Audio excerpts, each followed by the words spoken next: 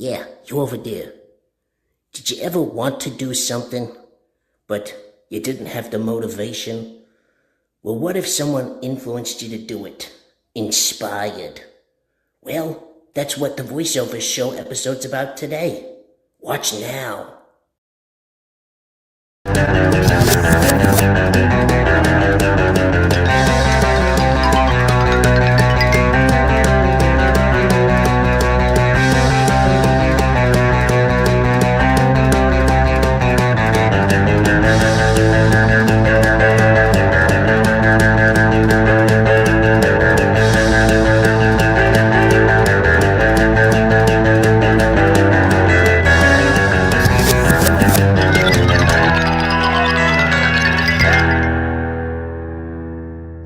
Hello, everyone, and welcome to The Voiceover with Joe Risitano and Avi Klein.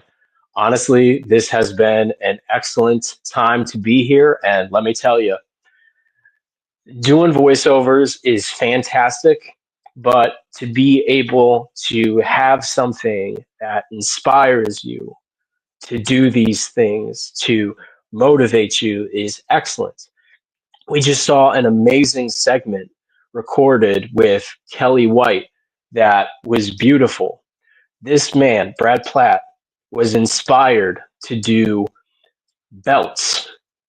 Had um, some motivation, and through that, I'm sure that will influence others who are talented, skilled belt makers to do more. But one of the things that I want to say about influence now and bring that in is that it's important that we have influences in our lives and people that motivate us and inspire us to do the things that we do. Avi, I agree. That interview was moving. And honestly, I appreciate that these people, hello, Chad, these people understood. And no, I can't wait either. So I want to put out there that that was beautiful. And honestly, one of the things that inspires me is things like that and influences me. And in my life, I've had a lot of influences over the years. And while yes, this is the voiceover, I want to take the time to say there's been influences and inspiration in my life to keep moving. The first one I want to mention right now is Avi Klein. Avi Klein has been one of those people that's influenced me and motivated me. And if even Avi wants to come on the screen, I welcome it because this man has motivated me and influenced me in some of the choices that I've made and some of the choices that I've taken with voiceovers, honestly, because I mean this honestly. Without you, Avi, who knows where we could have gone with this? Who knows what this would have been? But it is wholly and honestly appreciated. So with that said, and I know that drives some people crazy hearing that influence and motivation. This man, the man with the talent, the man who's got the rhymes, got the time. He has all of the things that you need in to put in your back pocket. Look at him. This man. Look at the glasses. Look at the physique, the muscles. This man is a talent beyond a rant. This man has poetry and with all noetry. He is omnipresent and present in the moment because this is Avi Klein. When you hear him, you immediately know that. And that is the influence he's had on me. Now, granted, I can't do the rhymes like this man can, but I can still try my best because, again, you have to go for it. You have to do the things that you got to do to it. And I'm going to bring up now voices that have influenced me to want to do voiceovers. And as short as this will be, I'm going to bring them up now. These, in this order, these are the voices. One, Bugs Bunny. Bugs Bunny is one of the voices that I've always wanted to do. As a kid, it was one of the first voices that made me want to do. And let's see. So talk about and the voiceover. So, Mr. Avi Klein, when he asked me what were some voices that I've done or I enjoy, that I've had a good time trying to do, this would in fact be the one. This would be the one that influenced the start of it. You got Tigger from Winnie the Pooh. Let me tell you, Jim Cummings has some of the some of the best voices that you've ever heard. He just and the thing is, Jim Cummings, who was an influence on me, not just Mel Blanc, but Jim Cummings. He was somebody that said that if you do a really good voice, like a perfect voice, and you do it the best way, that's good. It's perfect. People will know it. But here's the thing. If you do an okay impression, then it's an okay impression. And if people know it, that's great. If they don't know it, that's fine. But if it sucks, if it's a bad impression, let me tell you something, buddy. Let me tell you, I may be the only one, but if it's a bad impression, you can make that into a completely different voice. Let me tell you that. That is a completely different voice. And that is the way that the cookie crumbles, my buddy. That's the way that it goes. It's a completely different voice. You influence and inspire other people to listen to it because it's different. And it's true. It's a different voice. It's new. And yes, granted, I'm bringing you points while also bringing the humor, but this is how you do your voices sometimes. And then one of the voices that I'm kind of ashamed I don't have my mic, but I am on location. And I want to let you know that one of the voices that influenced me to do voice, above all, out of all the voices and things and cartoons and movies that I've heard, the one voice that made me want to do voices as a kid was, in fact, Abe Vigoda meets Elmer. Abe meets Elmer Fudd. Well, first, I'm going to try that right now. This is going to... Bonnie Miller, I can't... this is Abe Vigoda meets Elmer Fudd. I can't really do the best voice, but I'll try. It's not the way it should be, but it's something. But still, the voice that made me want to do voices was Mark Hamill's Joker, and this can either make or break my reputation on TKN, but I'm going for it anyway. Mark Hamill, some of the first things that I heard him say as the Joker was an episode where it was in Gotham for Batman the Animated Series, April Fool's Day, and the Joker was taking over Gotham with laughing gas that he spread throughout the entire city. And the whole plot line is some people are wearing masks or wearing gas masks, aka Batman's wearing a gas mask to prevent himself from laughing, to give you background on the scenario. And the Joker and his henchmen are wearing gas masks. But then he has a mechanical robot, this ship captain, SHIP, ship captain, that he calls Captain Clown. And at one point, Batman throws this character into... Hold on, I'll get to it. Actually, you know what? I'll do that one first. Mark Hamill's Joker meets a constipated Darth Vader. I'm going to do that right now.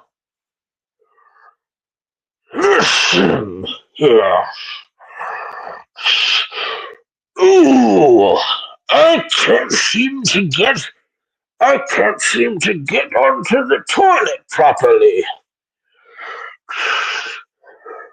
Ooh, I must use the force to take this crap out.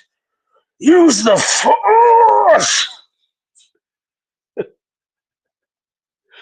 I'll take requests. So when he kills the robot clown, he says, this is actually a good point. Do you do much damage or strain when you do the voices for a long time?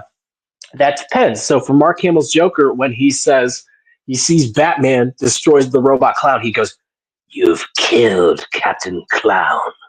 You've killed Captain Clown, and just for that, I'm gonna have to waste you as well. Batman, you smell so bad, I can smell you over here. Be you. Be you. And so, for voices, again, to answer that question, it sometimes is strained. It can be strained. Warming up first and cooling down after a session helps mitigate voice strain. It does. I do.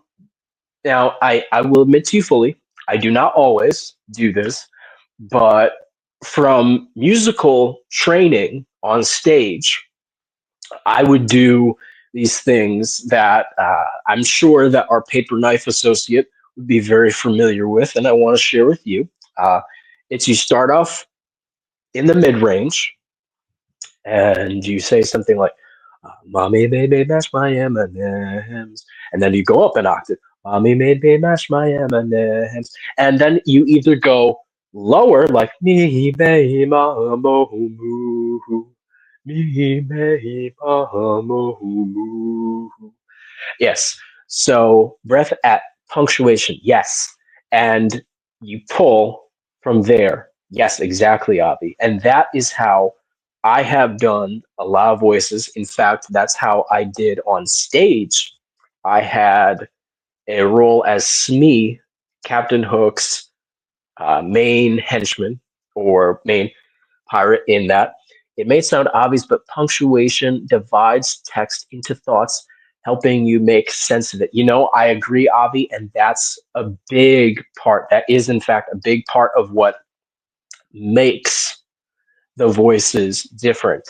And with this influence that I speak of, it's important to take from those. Like when the Joker takes a beat in a Batman episode, the way Tigger's cadence comes off, the way Mel Blanc does his work, I think of those things and then I take those into the voices I do. Can we pull that comment from Giselle real quick back up? Yes, some screaming is actually close to singing. So thinking of singing, think of singing when you need to go loud. Exactly. I agree. That's something that sometimes you have to punctuate, as Avi has said, because it's necessary to have emotion from that. And speaking of emotion, the way I want to round this out specifically related to influence is my biggest influence on why I do voices and relax the jaw. This is so important as it creates room in the mouth for the tongue to move freely, which is the part of our mouth that actually creates the shapes for us to articulate sounds. I That's very true. That's very true. And this can also help because if you don't, um, you'll strain, and that's not something that you want to have. A wonderful, wonderful comment, Avi. I love that. You are leaving some of the best comments. I wish we could have an Avi and Joe show, but then again, we do. We do have the voiceover. That was pretty normal for warming up in choice as well. Warming up is so important. I agree, Larry. That is excellent. And speaking of excellence, the person that influenced me the most, that I have an episode in the can for future voiceovers if you ever want to hear it. But for me, the person that influenced me the most and why I want to do voiceovers was my uncle Paul Damon. No, not Rosie Perez. No, my uncle Paul. My uncle Paul, back in uh, earlier this year, I'll say, because I was doing my job, the job, in fact, that I'm doing today. In fact, tonight. And I had just gotten to my job. I was working the door and I got a call. I didn't answer the call because I'm working. I can't do that. And as much as this will not necessarily be about voices, I'm going to put this out there. But so,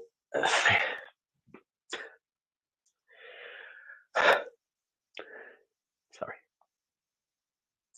I got a call from my mom, and she texted me, I need to talk to you soon, if I can. And I said, I can't because I'm working, and this is a very time intensive job. You are constantly working on the doors, and I want to thank you all in the back for putting up with me for this part. Thank you.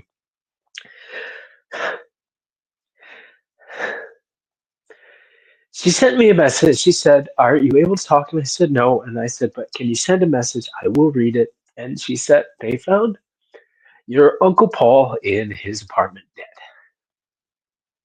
And that hit me very hard because my Uncle Paul was someone that brought a lot of the humor, a lot of voices, a lot of attention to voices, a lot of attention to inflection, a lot of attention to how to tell a joke, and also to enjoy going all the way. When you do voices, to go all the way.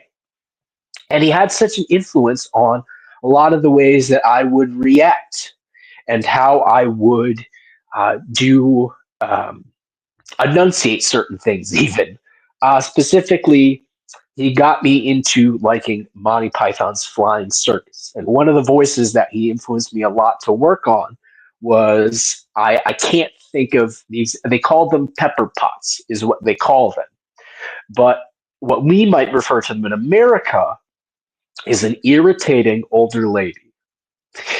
And the Monty Python gentlemen, in all of their wisdom, would always do these bits where they would be these, as they would call them, pepper pots, older, irritated, and irritating ladies. And they'd have these voices like this when they'd be talking, or, oh, really? Is that the way we're going to do it? Oh, look at you doing the voiceover. Well, I never. And my uncle was someone that he always purposed. Yes. Oh, hello, Janet. How are you now? Oh, yeah. You. How's little Ralph? Oh, don't ask me. It's been nothing but trouble all morning. Stop it, Ralph. Stop it. Stop it. Nothing but trouble. Leave it alone. It's just been in the quarantine room and smeared tomato ketchup all over Raphael's baby Jesus. Thank you so much for that, Avi. That was beautiful. That helped me. That is what they were. And yeah, almost like that, but even more irritating and not musically sound. Those gentlemen, they were they had no consideration for did it sonically flow. If it sounded more asinine to the audience, that was perfect. But my uncle was someone that influenced me to want to work on that, to do the best. And at one point, I remember we were doing these voices and we did something or other to that effect. And I did one, and he looked at me and he said, and this was my favorite thing I've heard from him, he said, that was finally spot on. He said, your Jack Sparrow sucks. That was finally spot on. And that was not only one of the nicest things he'd ever said, because of course he was from, as people from New York, that if some you call someone, you're a terrible person, and they look at you and they say, thank you, that made my evening. That's something that is prevalent over here or over there. But his influence on me made me want to keep going. It made me want to study, and it made me want to look into that. So despite all that I say and what it comes down to, there's a multiplicity of influences that I have. And one of the things to round this all out that you need in person, in the flesh, whenever you do this, you need some influence, and to be, as an artist, to take all these different things to round yourself out. And as I round this out, I want to bring over something. Now, this isn't going to be a full segment because I will be moving on and letting you all know that Slice of Life is coming up, a wonderful, wonderful show. And before I introduce that, I want to say And before I do the props, tomorrow night is an amazing show. You are getting this here, what's going on in the new network, all for free right now. But tomorrow, take my word for it, you better be watching on our channel, YouTube, right here. Because, and I'm going to do this as not Avi Klein, but I'm going to do this, let's see, as my impersonation of the Godfather. Tomorrow night at 8 p.m. Eastern Standard Time, 5 p.m. Pacific, you are going to see a current MLB star, Bryce Wilson, a WWE Hall of Famer, Gerald Briscoe, one of us, the best. And then you are going to see TV and film great, even though he was not in one of the Godfather movies, Todd Bridges. You will see talent, influence, and intrigue personified. How can you refuse? Yes, tomorrow night you're going to see an amazing show. Yes, without a cue card. Yeah, and without asking for tons and tons of money, Avi. Yeah. Richard Donner. Oh, Lord, bless that man. Bless whatever cross symbol that man for putting up with that man. So, to round it all out, this is a plug, but when you think of something, you take that influence, that inspiration, any object that you have in your life, anything from your tool bag that you get from those influences, take those things, make them work. If someone asks you to entertain people and you have a way to do it, and specifically for me, when you got kids around you and you're trying to make them laugh, I take this plug for a charger and I go like this. Hi, I'm a charger. My name is Rick. Well, hi, Rick. How you doing? Oh, I've been plugged into a wall so many times today. I can't even see my own face. Well, you don't even have a face. That's the thing. I want to make a difference, but all I get is a real charge. Some kids have found that funny, so it's I was charging today. I was frozen today. Artie, we gotta get in. We gotta charge the Samsung phone. Jumping gigawatts. Thank you, Avi. I appreciate that, and I appreciate you all. As brief as this has been, we are going to have more in the future. This has been the voiceover. Thank you for watching. Thank you for doing this, and please keep watching all the other shows. Please subscribe to our YouTube channel because we now have hit 68.7K. 68.7K. I'm not going to end this show a normal way. I'm going to tell you what's up. TKN is what's up, and it is coming. It is doing amazing rounds. We have done so much and gone so many places, and let me tell you, this is all free. Free. Where else can you see shows like this with positivity incarnate? You get to see people like Brad Platt get to be able to talk about freely his belt making and what that means to him, and the fact that as an artist, he went for it. When I heard that question from Kelly to him about, is this your bread and butter, or do you have a 9 to 5? That hit me home. That is a man who's gone the distance. And like him, you can go the distance as well by hitting subscribe, liking our videos, commenting, and seeing what we have on TKN, because we have positive edutainment as coined by our CEO and founder, Avi Klein. And on top of that, you have an amazing next set of shows and tomorrow's show as well. We love you. We want to show you what else we have. And let me be clear. Thank you for watching. And up next, you have Slice of Life. Take it away.